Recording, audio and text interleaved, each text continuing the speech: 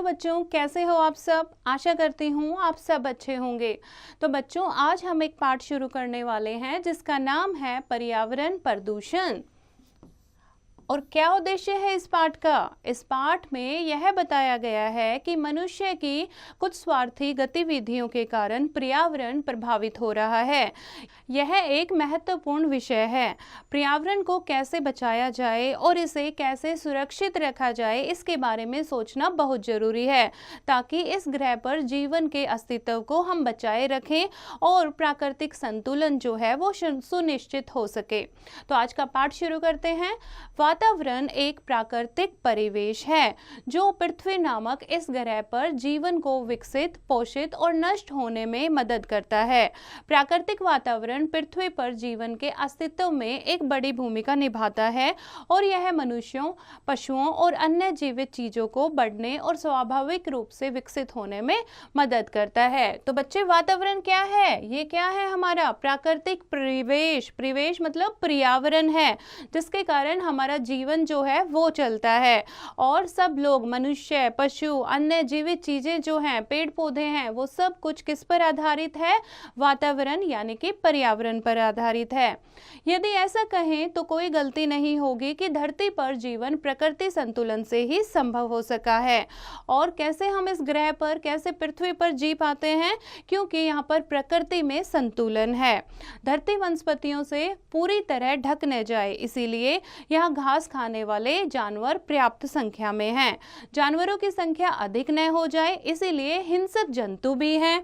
और इस प्रकार प्रकृति में वनस्पति, जीव जंतु आदि का अनुपात संतुलित और नियंत्रित बना रहता है।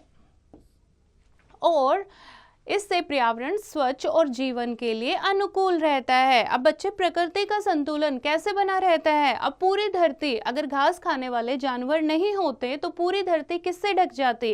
घास से ढक जाती, पेड़ पौधों से ढक जाती। और अगर ये जो घास खाने वाले जानवर हैं, इनको खाने के लिए हिंसक जंतु नहीं होते तो क्या होता? हर जगह ये छोटे छोटे जानवर जो हैं ये फैल जाते। तो इसी कारण इनका बैलेंस जो है, संतुलन जो है वो प्रकृति का बना रहता है। आज मनुष्य इस प्राकृतिक संतुलन को बिगाड़ रहा है। आधुनिक युग में वैज्ञानिक आविष्कारों के कारण बड़े पैमाने पर उद्योग धंधे पनपे हैं। जनसंख्या का विस्फोट भी हुआ है, यानी कि जनसंख्या भी बढ़ती जा रही है। आधुनिक जो धंधे हैं, जो फैक्ट्रियां हैं, कारखाने हैं, वो भी बढ़ते जा रहे हैं। तो इस प्राकृतिक संतुलन को कौन बिगाड़ रहा है? मनुष्य। इस बढ़ती हुई आबादी को भोजन के लिए उसी मात्रा में अन्न, सब्जी, फल आदि चाहिए, रहने के लिए घर चाहिए, पहनने के लिए कपड़े चाहिए और इसी प्रकार की अन्य आवश्यकताओं की पूर्ति के लिए विविध प्रकार की सामग्री चाहिए, यानी बहुत ही अलग अलग तरह की वस्तुएं चाहिए। क्योंकि बढ़ती हुई जनसंख्या का पूरा पालन पोषण करना ये भी किसके ऊपर है? मनुष्य के ऊपर है। और मनुष्य इन जरूरतों के लिए क्या करता है? जंगलों को, प्रकृति को छेड़छाड़ करता है, प्रकृति के साथ छेड़छाड़ करता है। खेती करने के लिए, घर बनाने के लिए, कल कारखाने लगाने के लिए, सड़कें और रेल की पटरियां बनाने के लिए भूमि चाहिए, इसीलिए बड़े पैमाने पर जंगल काटे गए। इसके अलावा हमारे कल कारखाने कच्चे माल के लिए जंगली पर भी निर्भर हैं, जंगलों पर निर्भर हैं। हमारे जो कल कारखाने यानी कि फैक्ट्रियां होते हैं, वो किस पर हैं? कच्चे माल, रॉ मटेरियल जो होता है वो कहाँ से मिलता है? जंगलों से मिलता है। इसीलिए पिछले 50 वर्षों में जिस गति से जंगलों का सफाया हुआ है वैसा कभी नहीं हुआ, क्योंकि पिछले 50 सालों से क्या बढ़ गए हैं? कारखाने बढ़ गए हैं। उद्योगों से पेड़ कटने की गति तो खूब बढ़ी, किंतु उतनी ही गति से कटे हुए पेड़ों की जगह नए पेड़ लगाने का प्रयत्न नहीं किया गया। अब पेड़ तो काट लिए, लेकिन उन कटे हुए पेड़ों की जगह नए पेड़ तो किसी ने नहीं उगाए, ना ही किसी ने ध्यान दिया। बढ़ती हुई आबादी हेतु पैदावार बढ़ाने के लिए खेतों को रासायनिक उर्वरक, आगे बढ़ते हैं, उर्वरक चाहिए। अब पैदावार बढ़ाने के लिए क्या चाहिए? रासायनिक उर्वरक चाहिए, जो क्या होते हैं? Chemical fertiliser. और फल वाले पौधों व सब्जियों को कीटाणु, कीड़े मकोड़े हानि ना पहुंचाए, इसीलिए कीटनाशी दवाइयां चाहिए जो कीटों को खत्म कर दे। और इन उर्वरकों और कीटनाशी दवाइयों के कारण मिट्टी जो है वो क्या हो जाती है? प्रदूषित होती जा रही है। उद्योग धंधों और बढ़ती हुई आबादी के कारण बड़े बड़े नगर बस गए।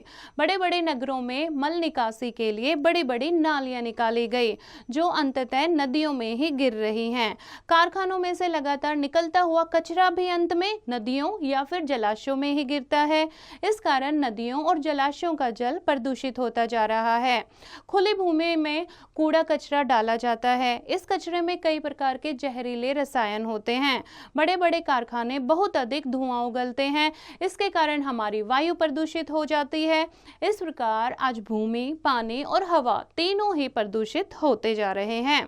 साथ ही वर्तमान समय में जल, थल और नभ तीनों में वैज्ञानिक आविष्कारों के फलस्वरूप विभिन्न प्रकार के तेज गति से चलने वाले वाहन दौड़ रहे हैं। और इसके अलावा जो ये व्हीकल्स हैं, इतने वाहन जो हैं, उससे भी क्या हो रहा है, पॉल्यूशन हो रहा है, प्रदूषण बढ़ रहा है।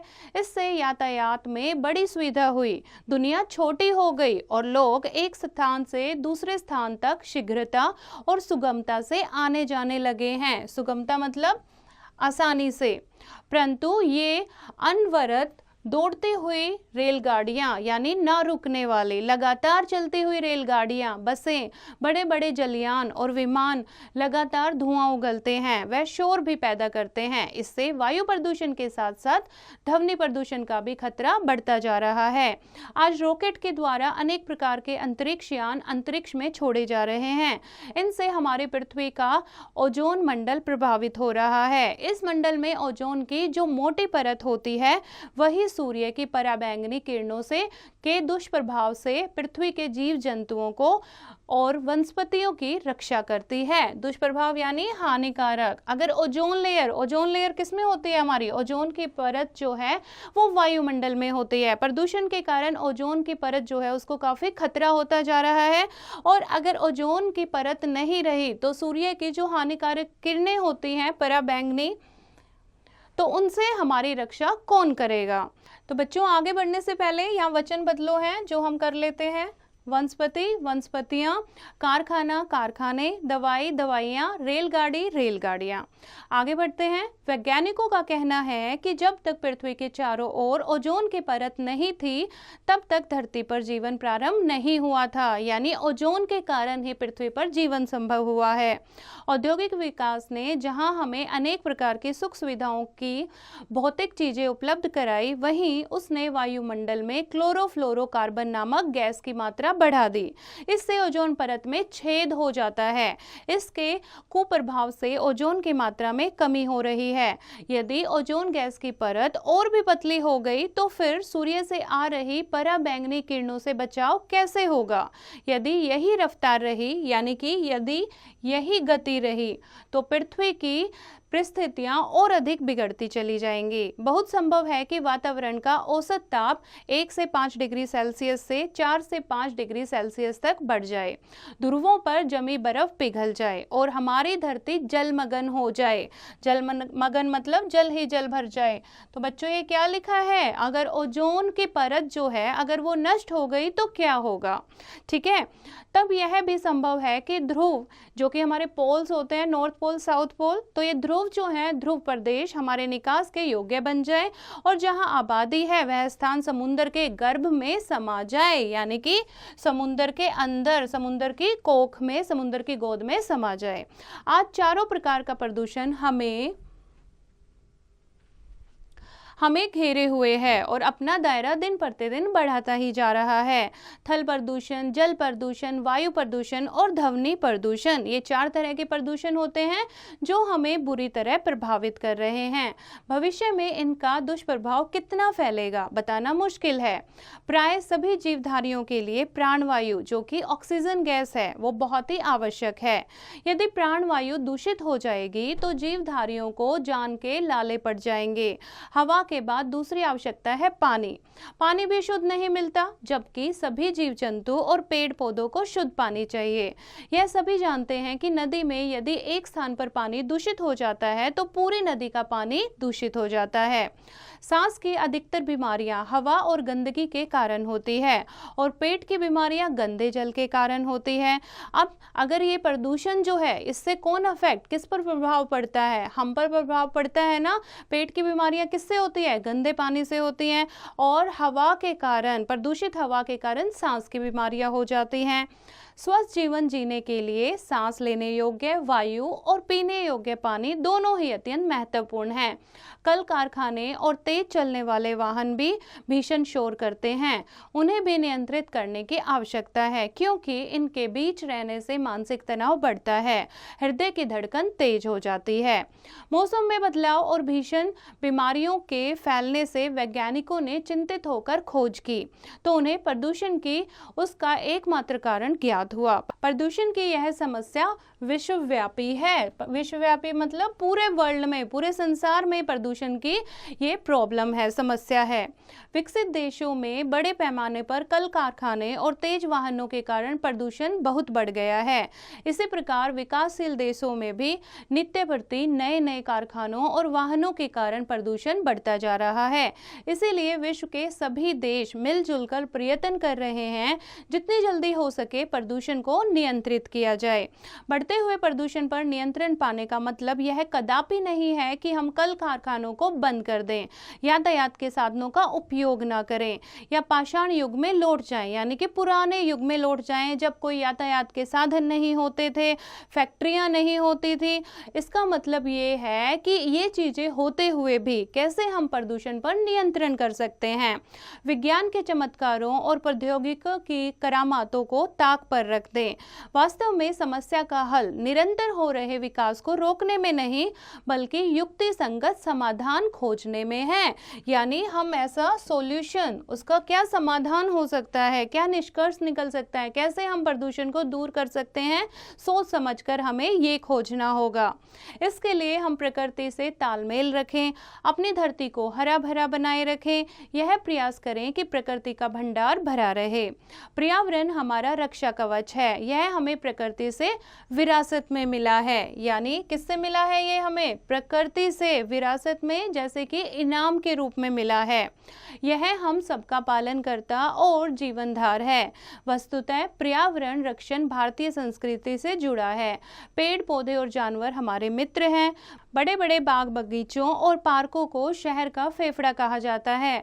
हमारी संस्कृति में पेड़ लगाना पुण्य काम माना जाता है। पीपल, बरगद, आम, नीम, जामुन, आंवला जैसे उपयोगी वृक्षों के रोपण को महान धार्मिक कृत्य माना जाता है। यानी इनको लगाना वो एक धार्मिक कर्म माना जाता है, यानी धर्म का काम माना जाता है। ये कार्य प्रकृति एवं पर्यावरण के प्रति हमारा आस्था प्रकट करती है और इन कार्यों से हम में अच्छे संस्कार आते हैं। याद रखें, शिक्षा का सही लाभ भी तभी होगा जब हम अच्छे संस्कारों को बनाए रखें।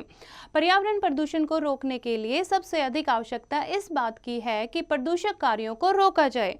पहले ये पता लगाया जाए किससे प्रदूषण ज्यादा हो रहा है और फिर उन कार्यों को रोका जाए। सरकारी स्तर पर इस दिशा में अनेक कदम उठाए जा रहे हैं। इसके अतिरिक्त पर्यावरण प्रदूषण को रोकने में हम स्वयं भी सहयोग दे सकते हैं। हम गंदगी न फैलाएं और जहां गंदगी हो उसे साफ करने में सहयोग दें। अपने घर, पास पड़ोस और विद्यालय के परिवेश को साफ सुथरा रखें, यानी कि अपने आसपास के वातावरण को साफ सुथरा रखें। जहां तहां कूड़ा कचरा आदि ना फेंकें। वृक्षों की टहनियों को न तोड़ें। साथ ही अधिक से अधिक पेड़ लगाएं। इससे पेड़ों की संख्या भी बढ़ेगी और वन महोत्सव के उद्देश्य भी पूरे होंगे। एक पंथ कई काज। तो देखा आपने कैसे हम अपने पर्यावरण को बचा सकते हैं। इसी उद्देश्य से हम संकल्प करें कि अपने जन्मदिन पर अथवा अन्य किसी शुभ अवसर पर पेड़ जरूर लगाएंगे। तो बच्चों, देखा आपने पेड़ कितने जरूरी हैं और कैसे हम अपने प्रदूषण को, अपने पर्यावरण को प्रदूषित होने से बचा सकते हैं।